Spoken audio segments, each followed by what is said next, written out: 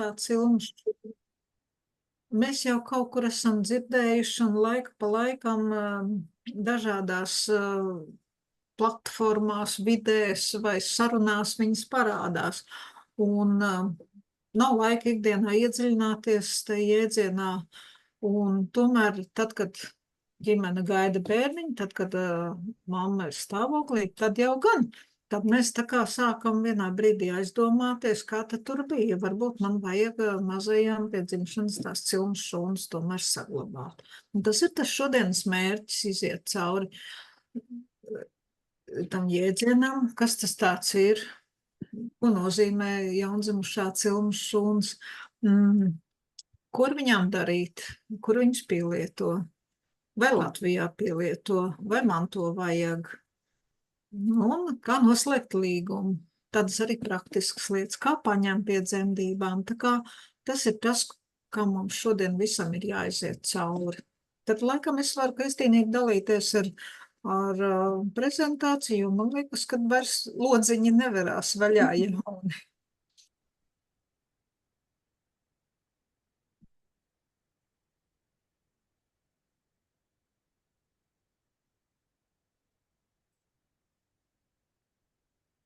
Nu jā, tā tad ar ko tā nabas saite ir tik īpaša, kāpēc mēs par viņu runājam? Tas skatījums uz šo tēmu būs no ārsta viedokļa. Esmu ārsts, esmu ķirurgs, esmu doktora Inese Bolman, un kā ķirurgs arī strādāju Siguldas slimnīcā, tātad praktisks ārsts arī, ne tikai varbūt teorētiski, bet cilmes šūnas, un šis jēdziens ir saistībā ar Cilmes šūnu banku. No 2017. gada jau strādāju Cilmes šūnu bankā, arī kā ārsts konsultants, un līdz ar to varu arī droši teikt, ka šajā jomā noteikti manas tās zināšanas ir virs tāda vidusmēra ārsta līmeņa, jo mums jau skolā par to nemācīja, tāpat kā jums par to nemācīja, un arī mūsdienās, arī medicīnas augstskolās šim jēdzienam pieskarās, bet tā ir tāda ļoti šaura nozoloģija, un mēs to vārdu salikumu, kā es saku, dzirdam, bet tā ritīgi iedziļināties mēs līdz galam neiedziļināmies. Tāpēc arī ir daudz mītu, daudz patiesību, daudz kaut kādas tādas ziņas, kas ir aizķērušās, un kuras tad vajadzētu salikt pa plauktiņiem. To arī tad mēģinam izdarīt. Par šo cilmes šūnu jautājumu varam runāt daudz, un arī runājam daudz, un arī es runāju gadiem, gan ar medicīnas speciālistiem, gan ar vecākiem, gan ar sabiedrību, un lai cik daudz es stāstītu, vienalga atrodās tas jautājums, kas tas tāds ir? Ko tas nozīmē? Un ļoti svarīgi ir par to runāt tieši tādā laikā, kad sieviete gaida bērniņu, tai grūtniecības 3. trimestrī, kā es saku, jo tad tiešām gaidot mazo, šis vārdu salikums un jēdziens cilmes šūnas saglabāšana iegūst tādu pavisam reālu un citu nozīmi, jo cilmes šūnas var paņemt tikai dzimšanas brīdī. Tad, kad mazulītis nāk pasaulē, tad tas laiks ir īss. Dzemdību laikā mums nav vairs laika analizēt par to, vai man to vajadzētu, nevajadzētu, kas no tā viss ir sagaidāms. Tāpēc mums par to ir jādomā tā grūtniecības laikā un tā laikā, kad mēs gatavojamies dzemdībām, kad mēs pārliekam prātā visu tā. Dzemdību kurs ir apmeklēta, dzemdību soma ir salikta. Mazajam esam iekārtojuši dzīves telpu. Cilmes šūnas, tad man viņas vajadzētu paņemt varbūt nākotnē vai nevajadzētu. Tas ir tas pēdējais brīdis, kad jau mēs tiešām domājam par dzemdībām, par dzemdību iestādi, par došanos uz dzemdībām. Tas ir tāds, manā skatījumā, tāds pēdējais varbūt mirklis. mirklis pats par sevi ir tūlīt pēc mazulīšu piedzimšanas, un dzemdību iestādēs, dzemdību nodaļās ir arī rezerves kasta, un mums bieži vien ir arī tādi pēdējā brīža lēmumi, kad mamma par šo cilmšūnu saglabāšanu atcerās tikai jau uz dzemdību galdu un prasa vecmātei, vai es tomēr gribētu tās cilmšūnas saglabāt. Un tāds mazliet smaidiņš, tad vismaz manā sejā iezogās, kur mēs bijām visus tos 9 mēnešus, ja mēs par to atceramies tajā dzemdību brīdī. Tāpēc atstājam šo mirkli kā tādu ļoti svarīgu mirkli, kad mazais nāk pasaulē, un kad mums ir tas satikšanās brīdis, un neiztērējam šo mirkli pārdomām par cilmšūnu saglabāšanu, esam jau gatavi uz to, jo nākošajā dienā, vai arī varbūt pēc kāda brīža, pēc pusstundas, 15 minūtēm, mēs vienkārši vairs tehniski nevaram paņemt jaundzimušā cilmšūnas. Un tad mēs esam mirkli palaiduši vējā. Tātad šis sauklis nepalaida mirkli vējā ir mūsu tādos tekstos jau visu šo laiku, kopš mēs par to runājam un aicinām vecākus pārdomāt, neaizmirst. Ja mēs, teiksim, tagad, ja mēs domājam tālāk, mums droši vien jāpaskatās tāda informācija par cilmšūnām un par to ieguvi, kādas tad viņas ir un ko tad mēs varam pēc dzemdībām arī saglabāt. Un šeit tādas viena pēc otras varbūt ļoti medicīniskas bildes, ko es jums gribu parādīt. Un parādīt gribu saistībā ar to mirkli. Tātad šis ir tas mirklis, kad mēs varam paņemt jaundzimušā cilmšūnas. Jaundzimušā. Tad, kad mazulītis ir piedzimis, kad mēs gaidām placentas piedzimšanu, kad mēs pārdalam nabas saiti, tad arī ir tas brīdis, kad paņemt bioloģisko materiālu. Un es jums varētu pajautāt pēc šīs pārgriešanas nabas saites, kur tad paliek tā placenta? Kur tad paliek tā nabas saite, kas mazajam vairs nav vajadzīga? Ļoti vienkārši viņa aiziet medicīniskajos atkritumos, ja? Un tas vien jau ir pārdomu vērts tāds fakts. Mums ir divas iespējas. Vai nu mēs šo delrīgo materiālu palaižam, bioloģisko materiālu palaižam atkritumos, izmetam, vai arī mēs varam saglabāt, izdalīt cilmšūnas, saglabāt nākotnē kā tādu vēl vienu iespēju pie smagām saslimšanām, lai varētu palīdzēt. Vēl ir tāds mīts saistībā ar nabas saites pārdalīšanu, un šeit ir atkal tā otra neglītā bilde, ko es jums solīju. Kādreiz mammas baidās par pašu to cilmšūnu paņemšanu tādā aspektā, vai tik es nenodarīšu bērnam pāri, vai tik es kaut ko nepaņemšu dzimušajam bērniņam nost, kā saka, ja. Ir jāsaprot, ka mēs nerunājam par cilmšūnu paņemšanu, par asiņu paņemšanu, lai ar mērķi jaundzimušiem kaut ko atņemt. Mēs to darām profilaktiski. Tātad, vadoties pēc vadlīnijām, vadoties pēc dzemdību gaitas, vadoties pēc vecmātes ieteikumiem un tā, kā viņa vada dzemdības. Vecmāte ir tā, kura redz to brīdi, kad tā nabas saite ir pārdalāma, pārgriežama, un tās nav 40 minūtes, tās nav 30 minūtes. Pagājušajā gadā ļoti daudz diskusijas kaut kādā veidā bija tieši ap šo laiku, cik ilgi vajadzētu ļaut pulsēt nabas saitei. Šajā bildītē mēs arī redzam, kāda tā nabas saite izskatās jau pēc 5 minūtēm. Vidēji, tas nav, protams, visiem nav vienmēr un tā tālāk. Bet mums patīk medicīnā balstīties uz tādiem pierādītiem lēmumiem, spriedumiem. Un tātad arī Latvijas neonatologi, Latvijas bērnu ārsti vadās pēc Pasaules veselības organizācijas vadlīnijām, un tā ir 1 līdz 3 minūtes, kas ir fizioloģiski pamatota, lai nogaidītu to mirkli, kad mēs turam nabas saiti rokā un kad mēs viņu gribam pārgriezt.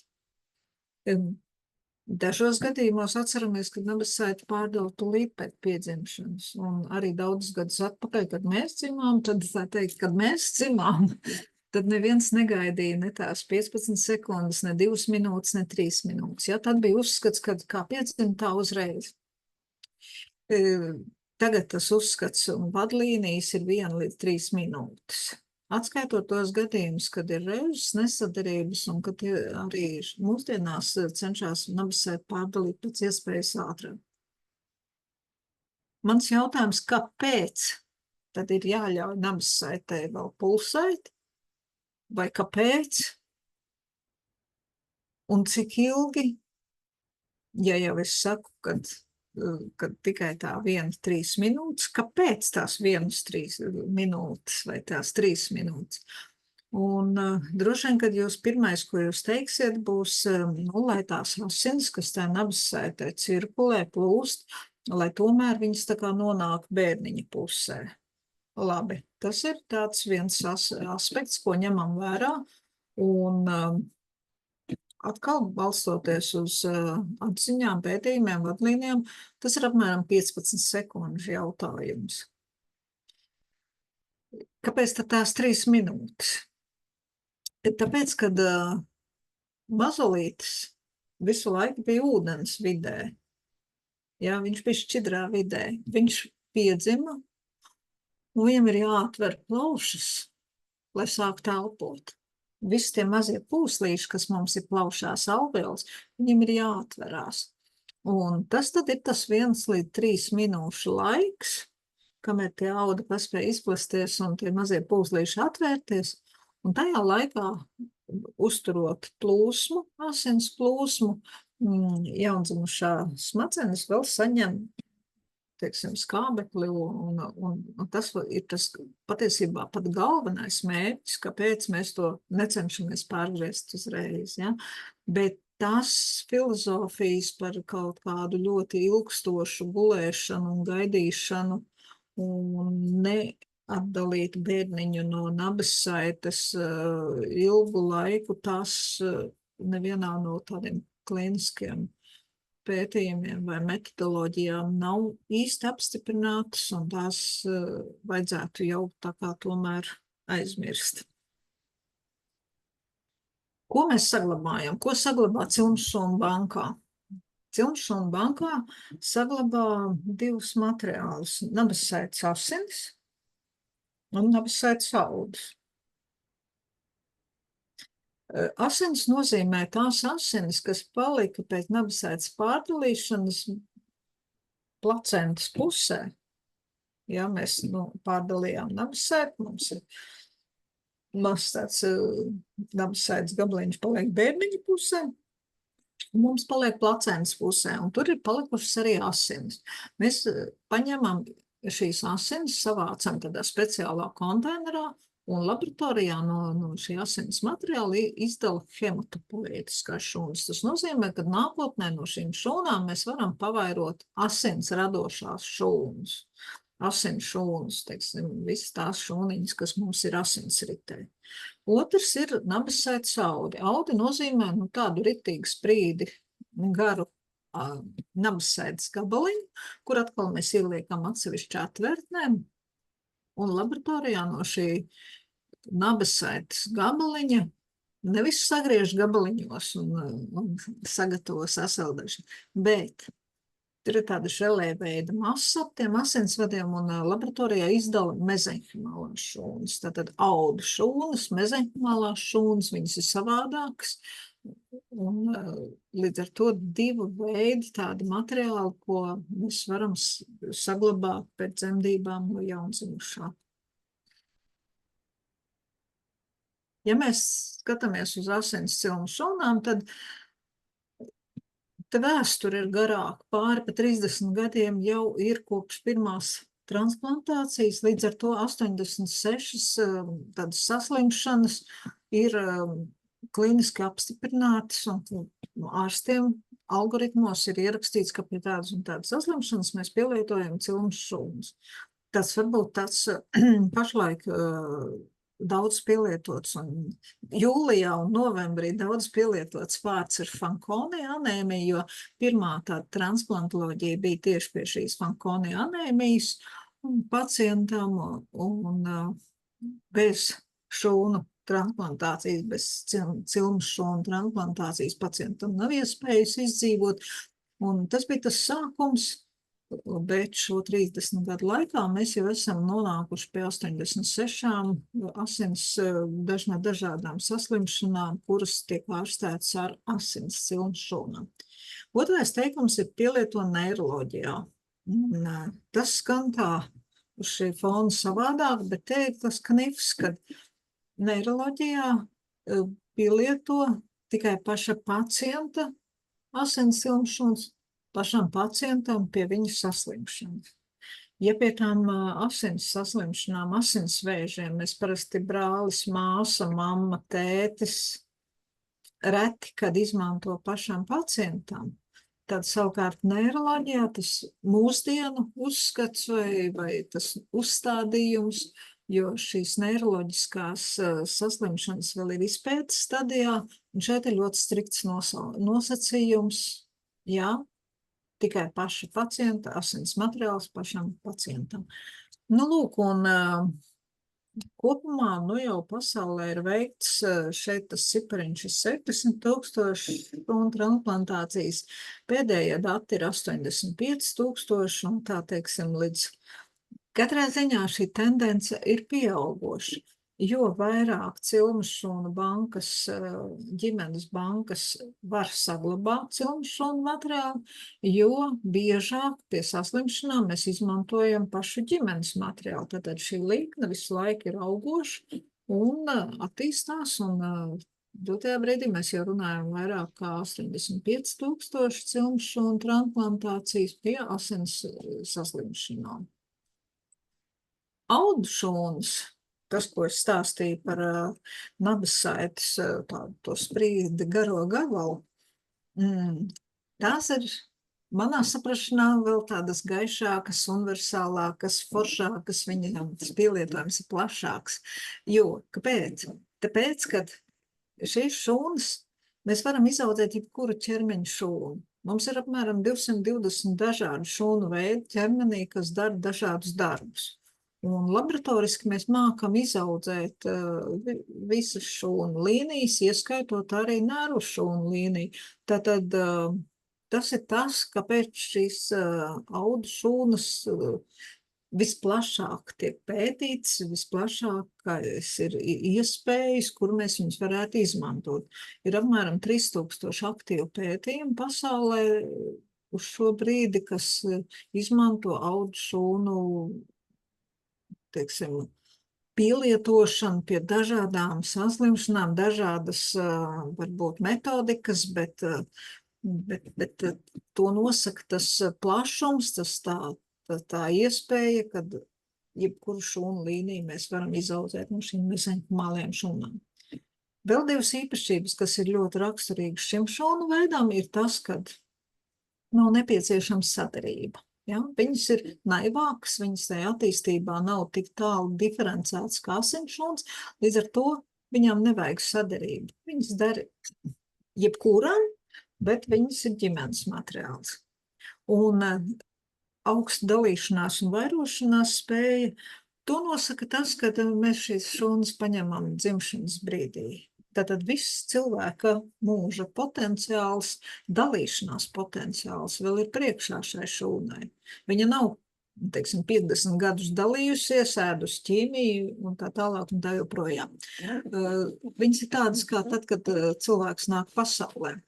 Un tā ir liela vērtība, jo dažkārt pieauguši cilvēki saka un argumentē, man taču tur ķermenī ir taču arī cilmes šūnas, vai ne? Jo, ja mums viņas nebūtu, tad arī rētas neaizdzītu, vai arī varbūt kaut kādas citas saslimšanas mēs nevarētu pēc tam panākt kaut kādu audu reģenerāciju. Jā, tā jau tas ir, bet ir lūk, viena šī lieta, ka viņas noveco reizē ar mums, viņas nav tik aktīvas uz tos dalīšanos un vairošanos, un līdz ar to arī tā ieguve, kur mēs varam pieaugušam cilvēkam iegūt cilmes šūnu materiālu, visbiežāk mēs runājam par taukaudiem, un lai cik mums varbūt tā riepa liekas, kad ir liela, un tu taču ir baigi daudz tauku, un nu tik būs, nu nav jau tā, viņas dzīvo ap mazajiem asinsvadiņiem, ap kapilāriem, un gan tas izdalīšanas process ir ļoti dārgs, gan arī ir ļoti dārga tā viņu pavairošana laboratorijā. Un pretstatot pret nabisaites cilmes šūnu materiālu, kuru mēs tā kā vieglu roku izmetam ārā pēc dzemdībām, tas vērtības salīdzinājums veidojās viennozīmīgi par labu nabisaites audu šūnām.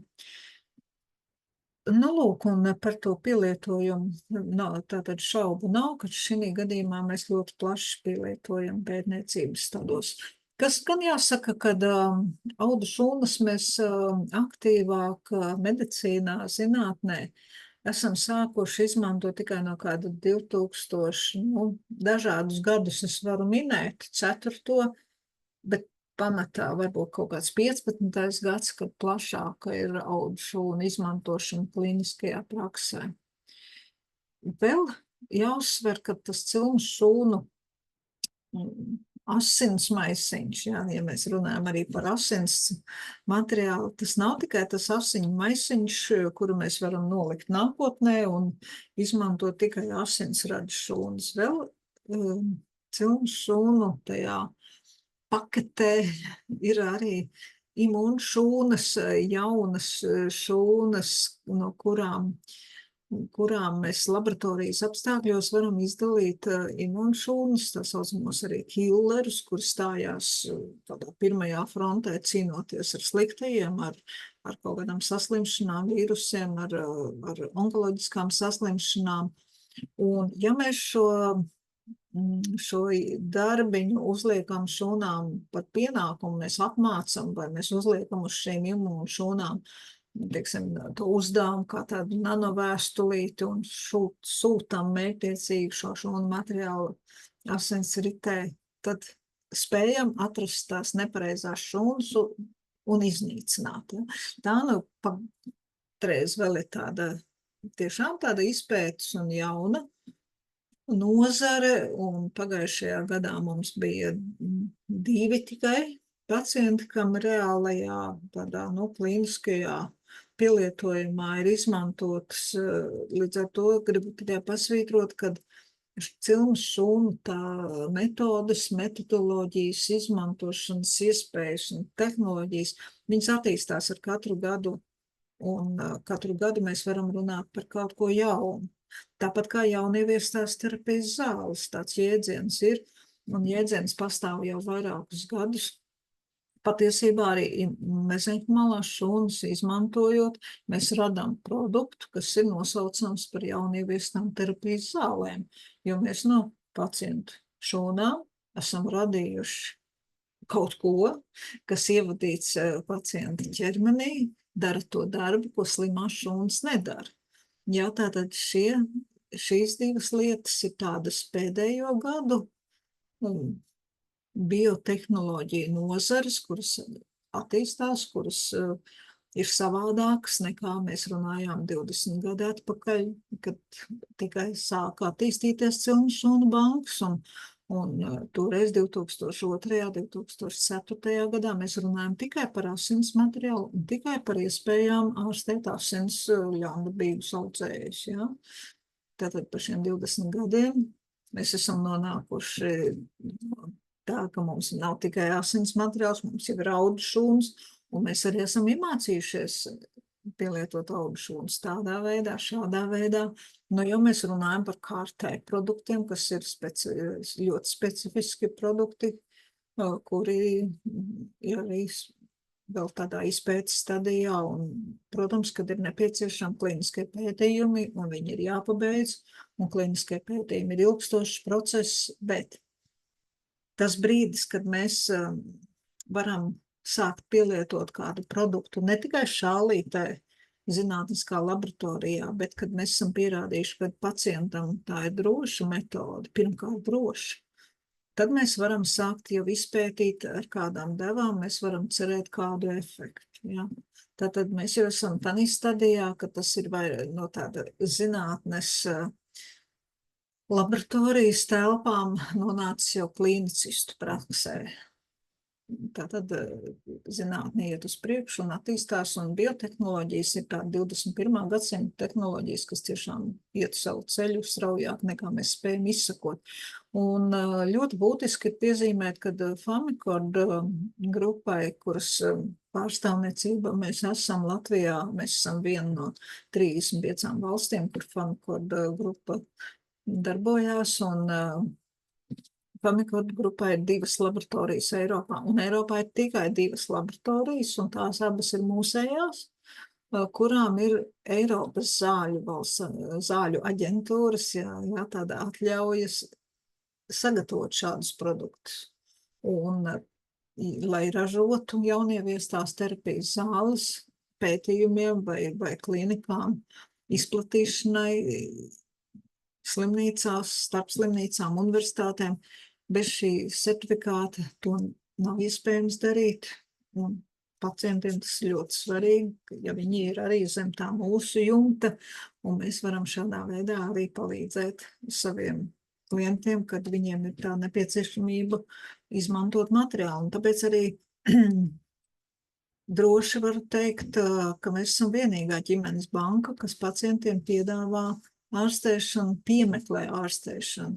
Neteiksim, ka piedāvā, bet tādā gadījumā, kad pienāk tas brīdis, kad mēs tiešām domājam, ka te varētu palīdzēt cilmšūnu terapija, tad tas pirmais jautājums, vai mums viņas ir saglabātas, un tad tas otrais jautājums, kur viņas ir saglabātas. Un ja tie ir mūsu laboratorijās, mums ir 13 laboratorijas, un ja tas ir pie mums saglabāts, tad, kā es jau teicu, no ģimenes bankām Eiropā mēs esam vienīgā, kas arī ar ārstēšanu un ārstēšanas meklēšanu nodarbojās.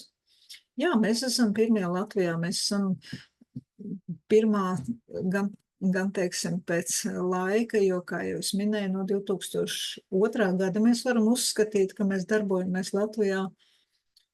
Mēs esam lielākā banka Eiropā viennozīmīgi, un to arī šīs 2 laboratorijas apstiprina. Mēs esam 3. pasaulē. Tātad Amerika, Ķīna, un tepat vien mēs visi arī esam šajā grupā. Ko tas dod? Tā nav tikai lielīšanās ar to, kad mūsu laboratorijās ir apmēram 1 miljons paraugu. Lielīšanās nav laba īpašība, un ar to es nevienu nepārsteigšu, bet tas dod to, kad to sociālo atbildību par mūsu pacientiem, klientiem, un arī to apziņu, kad sadarbojoties ar zinātniekiem, sadarbojoties ar klīnikām, mēs esam tajā līmenī, kad mēs runājam vienā valodā. Un kam tad tas ir svarīgi? Tas tiešām ir ļoti svarīgi mūsu klientiem un pacientiem. Jā, varētu tad nākošais tas jautājums, nu labi, kur tad mēs viņus lietojam? Un, kā jau teicu, ja mēs no audu šūnām varam laboratoriski izaudzēt jebkuru šūnu līniju, tad tas norāda to plašumu, kādā mēs varētu izmantot audu šūnas. Un šajā slaidiņā jūs redzat 2 aplīšus, un mēs redzam statistiku, Famicort grupas statistiku, tie ir mūsu 2120 pacienti no 4. līdz 23. gadam, kur ir saņēmuši asins cilnu šūnas, un kur ir saņēmuši audu cilnu šūnu materiālu, mezenhimālo šūnu materiālu. Un pa lielam, kā saka, šie aplīši dalās tā kā 2 daļās, un liela daļa patiešām ir neiroloģija. Neiroloģija ir tā sadaļa, kas audu šūnām aizņem ap 70%, Un arī pie asins cilmes šūnām šī neiroloģija ir gandrīz puse no pacientiem ir saņēmuši pie neiroloģiskām saslimšanām. Un tas ir arī tas, ka tā tendence, kas parādās pētījumu sadaļā, kad mēs lasām literatūru, saskaramies ar dažādiem zinātniskiem ziņojumiem, tādā priekšplānā izvirzās neiroloģiskās saslimšanas, jo, ja mēs runājam par audu šūnām, tad mēs varam izaudzēt šīs neironu šūnas. Katrā ziņā ļoti tas svarīgais, ka mēs varam tos bioķīmiskos faktorus izaudzēt. Mums jau nav svarīgi, lai tā šūna tagad skrietu cauri pa ķermeni un tur kaut ko darīt. Mums ļoti svarīgi tie visi bioloģiskie, teiksim, savienojumi, kur iziet cauri šūnu membrānām un dara to darbiņu, jā, tajās savienojuma vietās, jo neiroloģijā lielākoties tā problēma ir starp to, kas notiek galvas smadzenēs vai nenotiek, un to, kam vajadzētu atspoguļoties kustībās, teiksim, rokās, kājās vai arī varbūt kādā orgānu darbībā. Un šī savienojamība ir tā svarīgākā, un mezenhumālo šūnu produktu, mezenhumālo šūnu terapijas visas balstās ne tik daudz uz to, lai mēs izaudzētu smuku tādu zarainu šūnu, cik varbūt vairāk tieši tā bioķīmisko vielu izstrāde, kas ir nepieciešama tais savienojuma vietās. Varbūt tas ir sarežģīti, bet fakts paliek fakts, ka 70% no visām ārstēšanas iespējām ir tieši šī neiroloģija. Un arī asinšūnām. Kāpēc asinšūnām neiroloģija? Tāpēc, ka tā kā jau es teicu, ja ir pašam pacientam saglabāts viņa asins cilmes šūnu materiāls.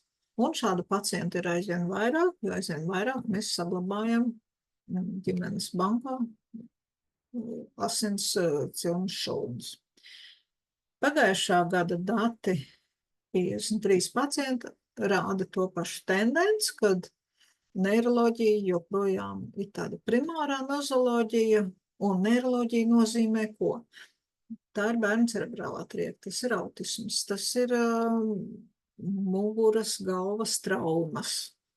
Tās ir kaut kādas, teiksim, nervu atrofijas, kuru dēļ kaut kāda varbūt vai redzes nervs vai dzirdes nervs. Ja? Šīs ir tās neiroloģiskie stāvokļi, pie kuriem mēs domājam par cilmes šūnu izmantošanu. Mums ir Latvijas pacienti, un par to mēs esam īpaši lepni, jo viens ir, kad mēs runājam, ka tur kaut kur Šveicē, Amerikā vai kur tiešām to dara. Jā, taisnība, Latvijā nav centrs, kurš drīkstētu izmantot jaundzimušā cilmes šūnu materiālu. Labi vai slikti, visādi, bet arī varbūt skaidrojums tajā visā varētu būt vai tāds, kad pacienti ir ļoti dažādi un pielietošanas metodas dažādas, un mums ir maz vienādu pacientu Latvijā, un līdz šim mūsu pacienti, mūsu klienti ir devušies ārstēties uz mūsu sadarbības klīnikām, kas ir Eiropā, un Eiropu arī vajadzētu izvēlēties kā tādu ārstēšanas vietu, tāpēc, kad medicīniski tie standarti un izpratne par lietām ir līdzīgi. Un tāpēc mēs jau varam runāt par 6 pacientiem, kas no 20. līdz 22. gadam saņēma ārstēšanu, un arī, ja mēs paskatāmies, atkal ir bērnu cerebrālā trieka un autisms un arī galvas trauma ir viena.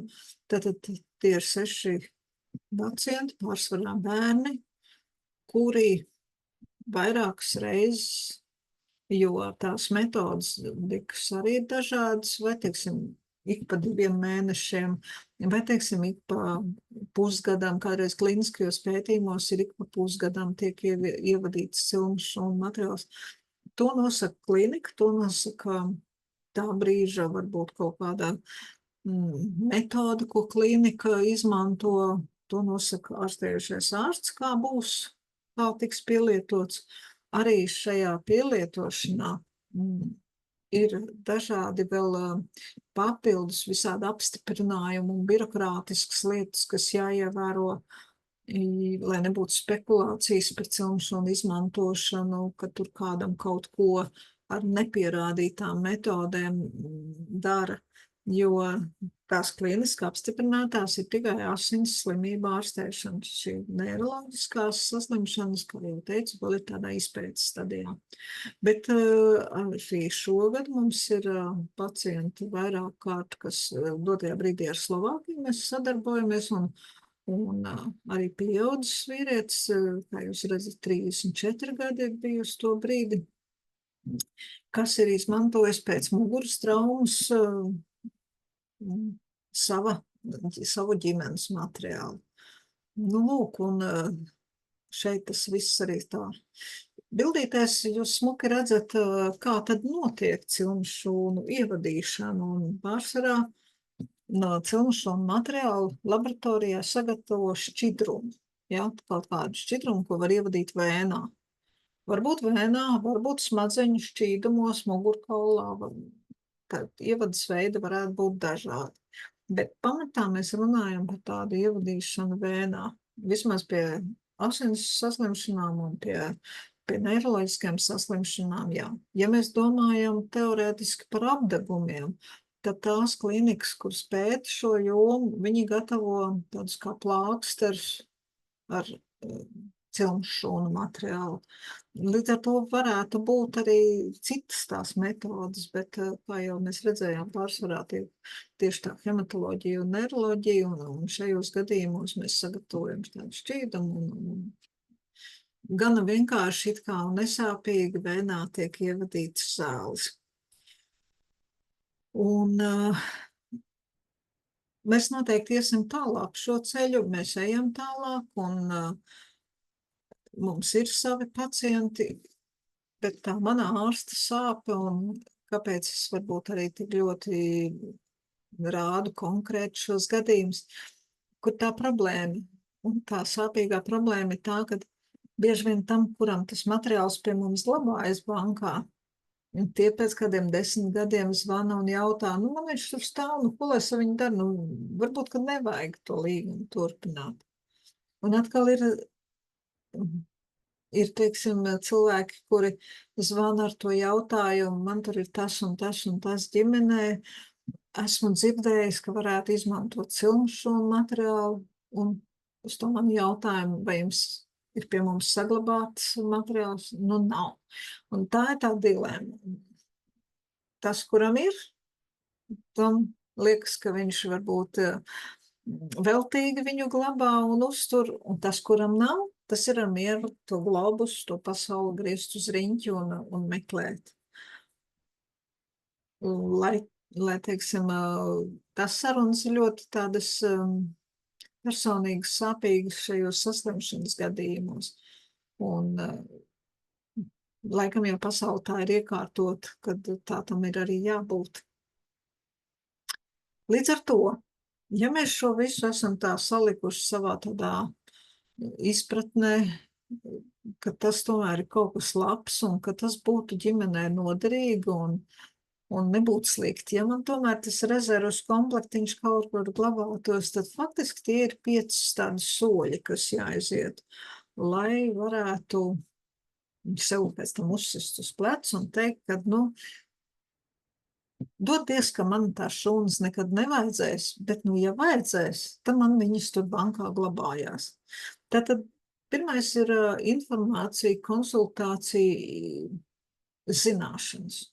Šim lēmumam ir jābūt balstītam uz zināšanām. Varētu jau vēlēties, ka, nu, draudzene to izdarīja, un tad, nu, es arī, un baigi forši, ja, bet ir jāsaprot, kāpēc mēs to darām, ir jāsaprot, ka tā ir tāda laba iespēja nodrošināt ģimenes nākotni. Sagatavojam līgumu, mēs viņu varam parakstīt elektroniski, mēs viņu varam dažādos veidos satikties pie mums birojā, mēs varam viņu arī, kā es teicu, elektroniski parakstīt. Tad vecmāte paņem pie dzemdībām materiālu. vecmātes ir apmācītas, ir vesela tāda, rinda ar procedūrām, kuras ir jāievēro mums kā bankai, stacionāram jāievēro, vecmātei ir Zāļu valsts aģentūra regulāri auditē mūs, un tā tas ir visās valstīs, jo šī sfēra ir jāpadara droša pacientam. Nevis tur kaut ko savārīja, un man tad tur kaut ko ielēja, ja, bet tas viss ir ļoti individuāli, ļoti precīzi ievērojot procedūras, lai pēc tiem 10, 20 gadiem, teiksim, tāds ārsts kā es kaut kur klinikā droši varētu pacientam kaut ko bioloģisku ievadīt un drošību garantēt. Ja? Tātad paņem vecmāte, materiāls nonāk laboratorijā. Laboratorija ir Varšavā, mūsu Latvijas materiāls patiesībā es lepni, priecīgi un īstenībā lepnumam gan tur varbūt nebūtu nekādas nozīmes, bet tiešām prieks, ka tas ir Varšavā, jo Varšavas laboratorija ir lielākā laboratorija Eiropā, ja, un Varšavas laboratorija ir viena no tām, kurai ir visas iespējamās atļaujas ražot dažādus produktus no cilmšu un materiālu. Materiāls ir jāizmeklē, jāapstrādā, jāsagatavo sasaldēšanai. Tātad gan šūnu skaits, šūnu dzīvotspēja, dažādas citas īpašības. Ko vēl mēs darām? Mēs liekam, nevis sadalām nabasaita gabaliņos un saglabājam, bet mēs liekam nabasaitas izdalītās šūnas uz barotnēm, saglabājam 5 tādās mēģinītēs, tā kā mazais pirkstiņš, ja, un pa miljonam šūnu tur ir. Ko tas dod? Tas dod to, ka viņas jau ir liktas uz barotnēm, viņas ir pierādījušas, ka noteiktā laikā ir izaugušas noteikts skaits koloniju, un šis saglabātais materiāls pirmkārt aug un vairojās, un otrkārt viņš aug pietiekoši ātri, pietiekoši kaut kādos standartos, kādus mūsu laboratorija ir noteikusi. Viņš ir kvalitatīvs nākotnē, kad tad, kad mēs viņu atsaldēsim, un mums vajadzēs pavairot šīs šūniņas, ka viņš tiešām to darīs. Ja? Tas nav tātad gabaliņš, bet jau, teiksim, gatavs materiāls, kur varbūt tādai rumbu izlīdzināšanai ar to miljonu šūnu varētu arī pietikties. Bet tad, kad mēs par neiroloģiskām lietām runājam, tad mums visbiežāk mēs runājam par 20, 30 miljoniem šūnu. Lūk, un tad, kad tas ir izdarīts, tad mēs viņus uzglabājam. Cik ilgi uzglabājam? Nav tāda termiņa, tas līgums ir beztermiņa, un arī tā uzglabāšana. Nav vēl precedenta, kad būtu mantojis kāds šūnas, jo tā zinātne kā tāda ir ap 30 gadu un ilgāk mazliet, ja, bet ko gan varu teikt, kad mums nāk jau līgumu noslēgt jaunieši, kuriem vecāki savā laikā ir saglabājuši cilmšu un materiālu pašiem. Tātad jau viena tāda paudze ir nomainījusies. Arī es esmu savai mazmeitiņai saglabājis cilmšu šūnas, un es jūtos droši līdz ar to un samaksājusi esmu jau līdz 46. gadam, līdz ar to man ir mierīgs prāts, ka es to izdarījusi, un kā jau es teicu, nevajag uz to skatīties ar tādu domu, kad ko es ar viņām varētu tagad forši izdarīt? Vislabāk jau, lai viņas nebūtu jāizmanto. Man godvārds negribētos, lai ģimenē būtu jāārstē slims bērns. Tad nākošais solis, tā teiksim, kronoloģiski, ko tad darīt tad, kad varbūt pienāk tā nestunda, kad vajadzētu izmantot un kad gribētos ķerties tam rezervas materiālam klāt. Un tas viss ir ielikts šajā tabuliņā. Jo tajā situācijā ļoti svarīgs ir tas vidusposms, tas pacientu koordinators. Tā patreiz esmu es. Un vienmēr tur būs cilvēks ar medicīnisku izpratni, ārsts, kurš varēs saprast gan to pacienta, klienta vai pacienta pusi, kāda tā problēma ir un ko ar viņu iesākt. Un otrs, kad tā sadarbība, kurā klīnikā kādas varbūt ir ārstniecības iespējas tajā brīdī, tā saziņa, dokumentu aprite un galu galā arī laboratorija Varšavas un arī mūsu medicīnas departaments mātes kompānijā, kas mums arī dod to kvalifikāciju šūnu izmantošanai vai arī dod padomu, jo viņiem ir zināmas arī varbūt citas iespējas, kurā, teiksim, pasaules malā mums būtu jāmeklē noteikti tāda palīdzība.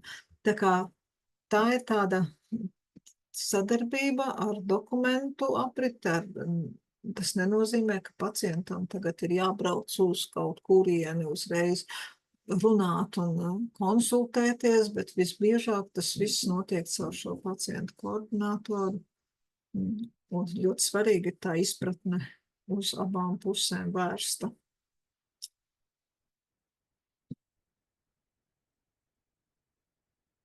Tāda skaista bilde. Vai jūs zinat, ka jūlijs ir ļoti svarīgs mēnesis gadā?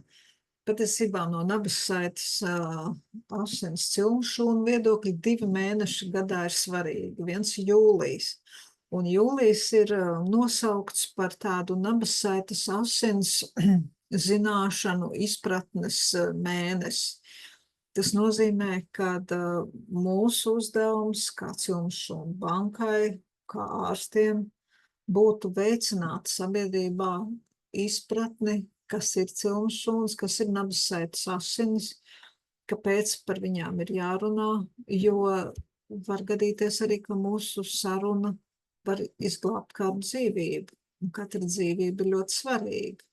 Tātad atkal nonākam pie tā, ka tās zināšanas un izpratne ir tas ļoti svarīgais, kas ir lēmumu pieņemšanas pamatā. Un, lai šis mēnesis tiktu pietiekoši atzīmēts, tad mēs esam sagatavojuši dāvanu, un tikai jūlijā jūs varat saņemt iegūs komplektu šo kasti, šo kitu, kā mēs viņu saucam, iegūs komplektu 305 eiro vērtībā pār brīvu. Tātad pirmais maksājums, sākuma maksājums tas būtu, ko mēs jums dāvinām. Un kas ir svarīgi, mēs dāvinām pirmo uzglabāšanas gadu par brīvu, un tas ir 190 eiro, bet kopsumā šī summa sanāk ievērojama, bet kas ir pats varbūt svarīgākais, ja mēs tā plānojam, kad tad mums ir maksājumi jāveic, ja, tad mums ir jāpieņem lēmums, un mums nav jāsamaksā pirmais maksājums 305 eiro. Jā, apmēram 3,5 mēneši, 3 mēneši pēc mazulīša piedzimšanas mums būs jāsamaksā par laboratorijas darbiņu, un tas ir ap 1160 eiro. Bet uzglabāšanas rēķins, lai kādu mēs viņu izvēlētos, vai par katru gadu, vai par priekšapmaksu, mums parādīsies vēl pēc gada. Ja, tad mums ir ar šo dāvanu ne tikai tas materiālais iegūms, bet tas, ka mēs varam tos līdzekļus ekonomiskāk saplānot nākotnē, tā efektīvāk varbūt jāsaka tā.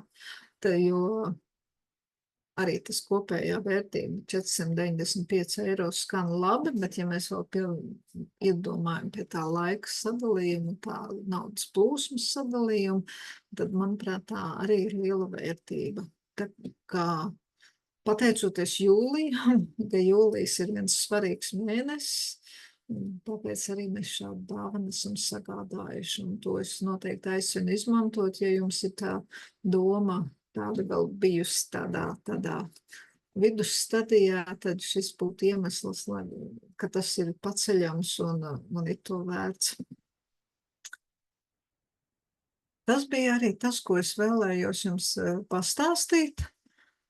Saliku prezentācijas veidā. Noteikti kaut ko nepastāstīju, un droši vien čatiņā ir kaut kas ierakstīts. Tā kā pāriesim pie čata un skatīsimies, ko mēs tur varam atrast, kas mums jānoskaidro. Jā, Madarai jautājums, tāds smags jautājums un labs jautājums, kā ir ar publiskajām cilmes šūnu bankām. Ir publiskā cilmes šūnu banka. Ko nozīmē publiskā cilmes šūnu banka? Publiskā cilmes šūnu banka nav, teiksim, skapis ar atvilknēm, tas ir reģistrs, bet viņš ir tikai uz asins cilmes šūnām. Ja? Tas ir punkts numur 1. Publiskajā cilmes šūnu bankā nav audu šūnas, nav maziņmalās šūnas, tās ir tikai ģimenes šūnu bankā. Arī ģimenes šūnu bankā ir neliela šuflādīta, kur ir pieejams maziņmalo šūnu, teiksim, materiāls. Bet, ja mēs runājam par publiskajām cilmes šūnu bankām, tad tas ir asins šūnu reģistrs pasaules tādā globālā tīmeklī. Mans jautājums, kā jūs domājat, cik procentos gadījumu pacients sirgstot ar asins saslimšanām, vēžiem, nesagaida saderīgu donoru? Neprasu skaļi atbildēt, bet tie ir 30%. Un 30% pacientu nesagaida donoru mūsdienās. Paredzot tendenci, kad mēs kļūstam ar vienu, kas modernais vārds, diversificētāk, ja? Mēs ceļojam, mēs precamies ar dažādām etniskām citām grupām, mēs kļūstam ar vien nesaderīgāk, un tendences pēc gadiem 20 ir diezgan bēdīgas. Ja jau tagad tā statistika ir tik ļaundabīga pret mums, ka 30% gadījumu mēs neatrodam saderīgu donoru. Par cik reizes ir iespējams izmantot saglabātos materiālus, un to taču nav iespējams izmantot, neierobežot un audzēt materiālu atkārtot. Asins materiāli, tas, kas ir tas maisiņš, jā, asins materiāli, to mēs izmantojam vienā reizē. Vai tā būtu asins saslimšana, vai tā būtu neiroloģiska saslimšana? Tur gan ir divas daļas. Viena ir tāda 20 ml un viena ir 5 ml, un mēs viņus varam frakcionēt izmantot. Mēs arī mākam asins šūnas jau pavairot, bet viņas būs vienai saslimšanas reizei, vienam saslimšanas gadījumam. Audu šūnas teicu, ka mēs saglabājam 5 tādos konteinerīšos, 5 tādos mazos, tā kā man pirkstiņš, ja? Tātad tur ir 5 reizēm. Mēs ņemam vienu, liekam uz barotnēm, audzējam praktiski neierobežoti. Praktiski. Nav jāmēģina kaut kādas matemātiskas formulas izgudrot. Tātad 5 reizēm mums ir ko izmantot. Un atkārtoti nē, mēs atkārtot jau vajag, mēs ņemam atkal nākošo konteinerīti un atkal to varam izmantot. Vēl varbūt pie šī, kā tad mēs redzam to izmantošanu ģimenē, kā tas izskatās, jo materiāls ir bērniņam. Bērniņš ir īpašnieks gan tiem 5 konteinerīšiem ar audu šūnām, gan tam asins materiālam. Un asins materiālam vajag sadarību. Asins materiāli pie vēžiem, kā jau jums teicu, parasti brālis, māsa, mamma, tētis izmanto. Pie neiroloģijas pats bērns. Audu šūnām nevajag sadarību, tātad kas viņas var lietot? Tātad bērniņš, viņam ir brāļi, māsas, mamma, tētis, bet tētiņš vecmāmiņa, bērnam būs bērni. Tā ir vertikāla, kad mēs runājam par ģimenes materiālu izmantošanu. Un šajos gadījumos audu materiālam sadarība nav vajadzīga. Tas tāda piebilde. Par uzturēšanas izmaksām. Tie ir 190 eiro gadā. Kristīna noteikti jums pievienos arī tādu izklāstu, jo ir iespēja maksāt ar priekšapmaksu pa 10 vai, teiksim, 20 gadiem, un tad ir, jo tu pa ilgāku periodu maksā uz priekšu, jo lielāka atlaide veidojas, un tad ir opcijas, ka tu vari cilvēks izplānot to savu naudas plūsmu un izvēlēties sev ģimenei tādu piemērotāko maksāšanas modeli, un arī ir iespēja mainīt šo maksāšanas modeli, jo mēs neliekam maksāt priekšapmaksā kā līzingā, ko pēc tam banka atvelk no jūsu ikmēneša, ikgada vai kādiem ienākumiem, ja? Mēs tos izdevumus esam sadalījuši periodiski par to, ko mēs esam izdarījuši. Ok, noslēdzam līgumu, samaksājam pirmo maksājumu, kurš šomēnes ir pa brīvu. Mēs apstrādājam materiālu, pēc 3-4 mēnešu mums ir sertifikāts par to, kāds šis materiāls ir. Tad mēs maksājam apstrādes maksu, izvēlamies, kā mēs maksāsim uzglabāšanas maksu, vai tos 190 eiro gadā, vai kā savādāk, un tad arī periodiski maksājam. Vēl tie 190 eiro gadā, es savā tai stāstā nedalu tikai asins materiālu, tikai audu materiālu, tikai tur 2 mēģinītes vai 5 mēģinītes. Nē, es vienmēr saku, kad dzemdības nav katru gadu, un ne katreiz mēs ņemam cilmes šūnas, un vienmēr es runāju tādā komplektā asinis paņemam un audus paņemam. Ja, jo, kā jau saku, tas nav tāds ikdienas pasākums, kad mēs to, kad nu gribēsim, tad atkal tur dalīsim, un šoreiz es tur 1 mēģinīti paņemšu, otrais paņemšu 3. Jā, tā kā varbūt tas ir tāds maksimālisms no manas puses, bet visa tā teiksim, tā gatavošanās ir pietiekoši nozīmīga, lai tad arī es runāju par abiem materiāliem tādā kā komplektā. Par paaudzēm es domāju, kad par paaudzēm es domāju, kad es tā kā izstāstīju, kad varētu lietot šo materiālu arī nākošajām paaudzēm. Tāds patreiz gadījums nav. Patiesībā jau ir, jo mēs saglabājam materiālu un mēs esam lietojuši iepriekšējai paaudzei. Tikpat labi to bērnu materiāls, kas glabājas cilmes šūnu bankā, tad, kad viņiem piedzims bērni, var tikt izmantots atkal bērniem. Jā, tas ir par tādu paudžu, nodošanu paaudzēm. Bet pirmais pacients ir 38, varbūt meloja, varbūt 39 gadi vecs, ja? Un tas nozīmē, viņam 6 gadu vecumā transplantēja asins cilmes šūnas, viņam ir ģimene, viņš dzīvo savu dzīvi, viņam ir bērni. Jā, tā arī ir tā vēsture. Tāpēc mēs nevaram runāt par daudzām paaudzēm un par tādu praksi. Bet pēc sadarības, pēc tādiem zinātniskiem atzinumiem un klīnicistu atzinumiem, ja mēs varam izmantot nākamajām paaudzēm, tāpat kā mēs tagad varbūt izmantojam iepriekšējā paaudzēm. Dati par šūnu izmantošanas biežumu un kāda ir statistika par cilmes šūnu terapijas rezultātiem.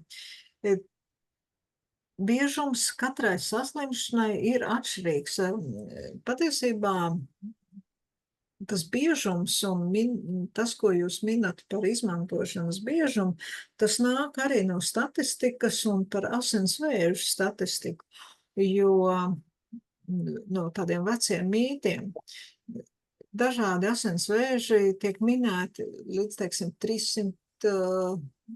1 uz 300 000 iedzīvotājiem vai 1 uz 500 000 jaundzimušajiem, vai ir kaut kādas ģenētiskās retās slimības, kur ir iespējamība 1 no miljonu.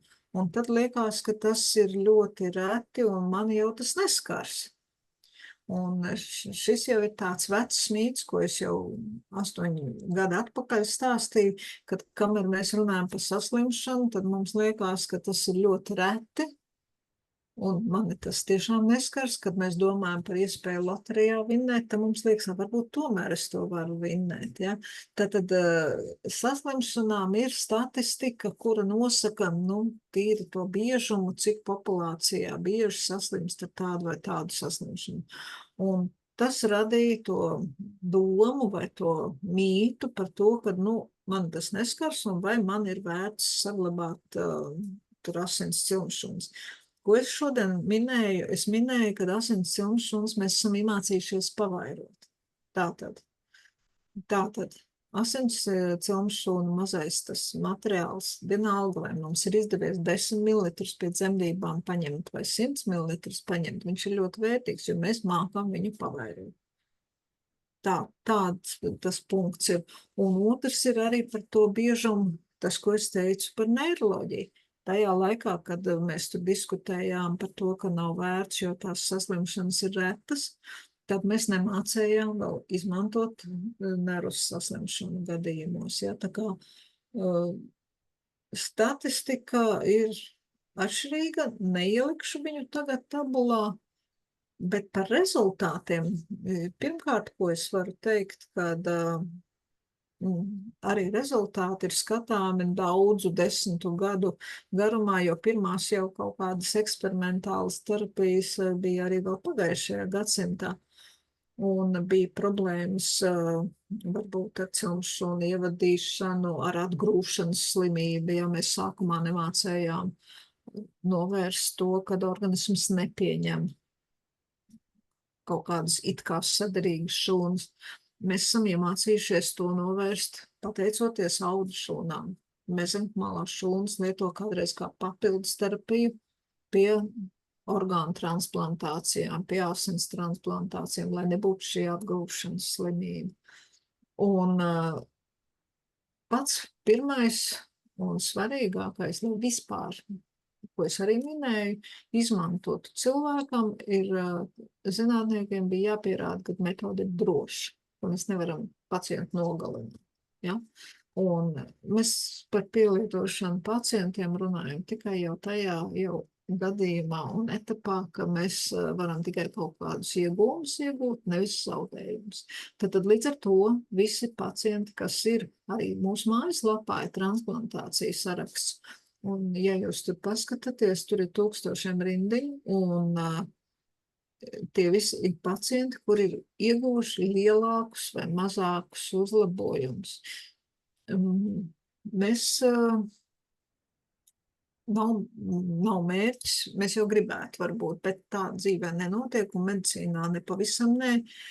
Tas nav dators, ko var pārstartēt, ievadīt cilmšūnas un uzplauku jauns, skaists un pilnīgi no jauna. Ja, mēs viņas ievadot, bieži vien kombinējam vēl ar citām ārstēšanas metodēm, un it sevišķi neiroloģijā. Tas ir smags tāds darbs rehabilitologiem un cilmšūnu terapeitiem. Tas tādai uzlabojumu iegūšanai, un atkal rehabilitāciju, un atkal impulsu veidā ievadot cilmšūnas, un tad mēs iegūstam funkciju atjaunošanos. Un, ja mēs runājam par slimiem bērniem, tad ģimeņu mērķis jau nav arī, lai šie slimie bērni kļūtu par brīnumu bērniem, spēlēt klavierus, sportot. Viņu mērķis ir, lai bērns attīstoties kļūtu patstāvīgs, lai viņš varētu pats daudz ko darīt. Ja? Tad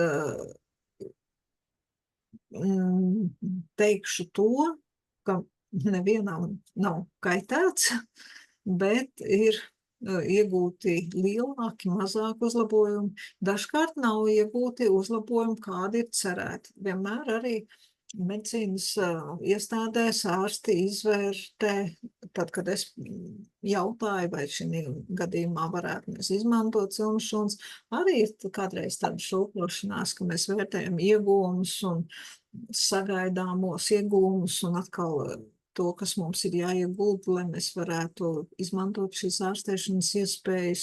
Un ja speciālistu uzskats ir tāds, ka mēs īstenībā gribam brīnumu nūjiņu, un tā tas šī gadījumā nav iespējams, tad mēs varbūt arī atsakamies no cilmšūnas terapijas.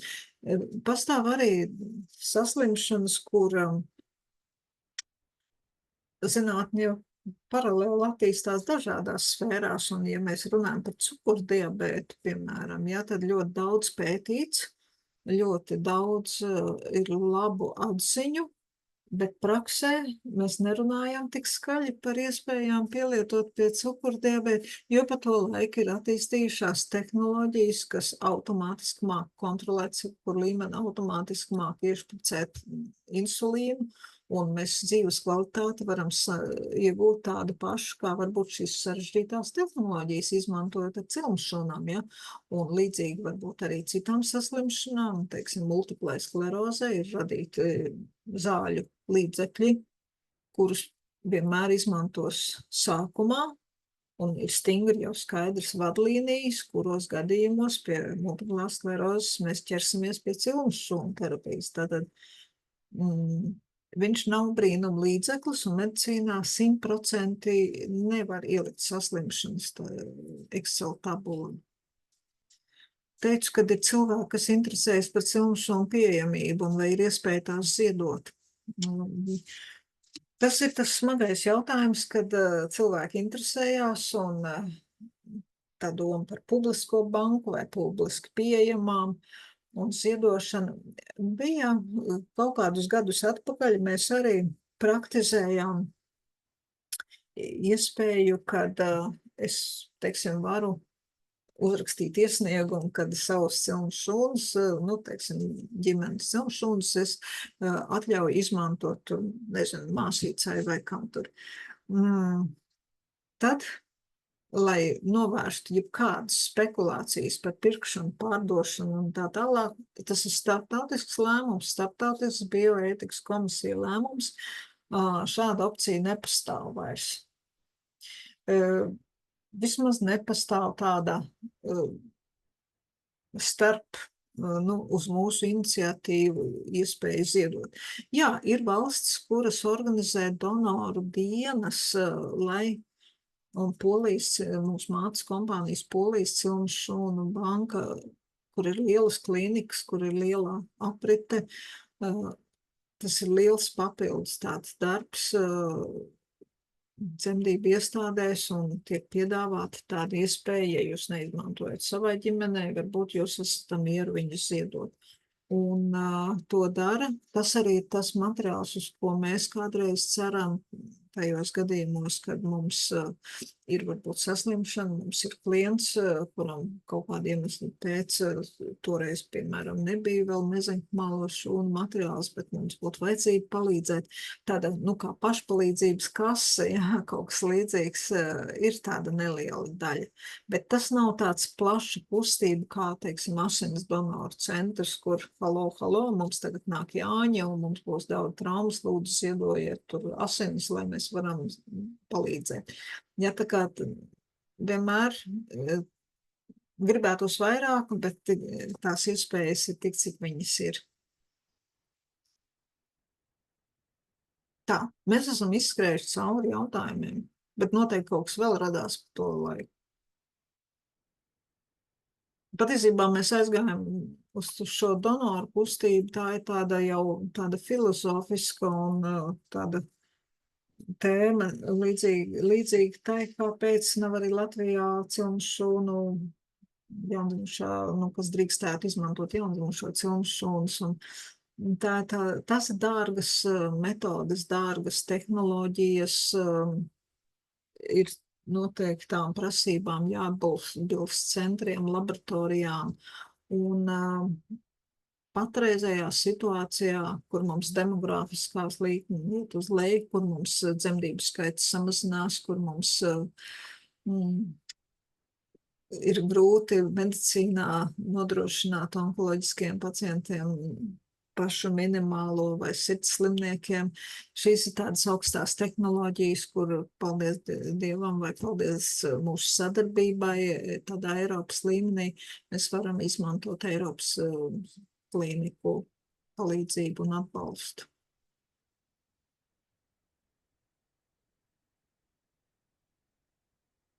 Jā.